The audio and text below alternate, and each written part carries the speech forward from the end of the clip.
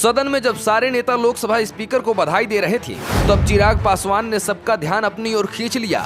इस सत्र में चिराग पासवान की यह पहली स्पीच थी और पहले ही स्पीच में मोदी के हनुमान ने विपक्ष पर डिप्टी स्पीकर को लेकर सवाल दाग दिए। बता दें कि डिप्टी स्पीकर के मुद्दे पर विपक्ष ने हंगामा मचा रखा है।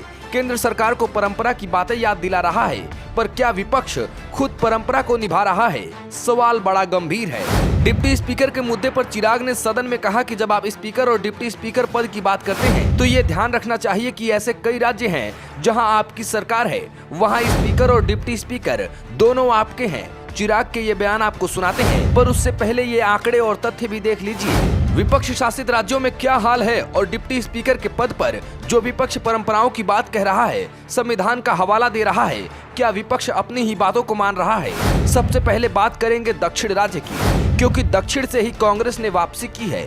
तमिलनाडु में विपक्ष सबसे अधिक मजबूत है। क्या वहां उसने विधानसभा उपाध्यक्ष का पद विपक्ष को दिया है? तमिलनाडु विधानसभा में तिरुनेलवेली के राधापुरम से सत्ताधारी दल डीएमके के विधायक एम अप्पू स्पीकर हैं, वहीं इसी पार्टी के पिचांदी डिप्टी स्पीकर हैं। तो यहाँ परंपरा कहाँ गई?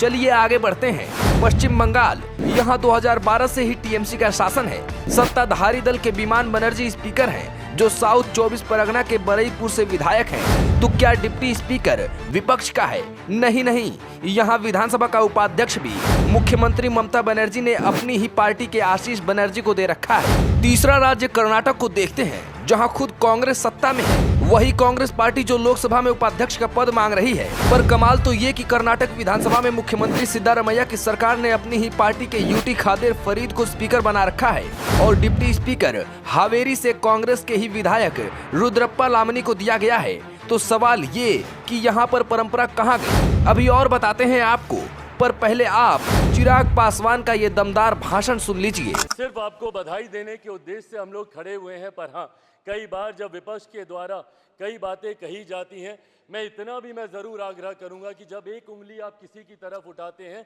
तो बाकी उंगलियां आपकी तरफ उठती हैं।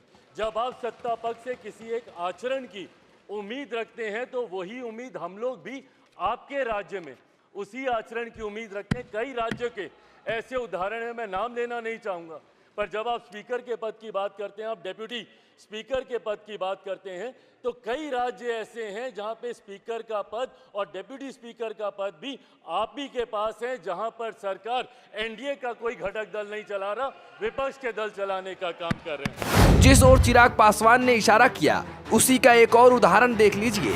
अब तेलंगाना की बात कर लेते हैं। यहाँ भी कांग्रेस की सरकार है, वहाँ सत्ताधारी कांग्रेस के गड्डम प्रसाद कुमार विधानसभा अध्यक्ष हैं। वहीं रेवंत रेड्डी की सरकार ने विधानसभा उपाध्यक्ष का पद रिक्त रखा है। केरल में सत्ताधारी सीपीआईएम के एएन शमशीर स्पीकर हैं, तो वहीं सीपीआई के विधायक चिदायाम गोप कुमार को मुख्यमंत्री पिनाराई विजयन ने डिप्टी स्पीकर बना रखा है। विपक्ष डिप्टी स्पीकर का पद मांग रहा है, तो वहीं एनडीए इस पद को नहीं देना चाहती। अब देखना होगा कि डिप्टी स्पीकर के पद की लड़ाई को कौन जीतेगा।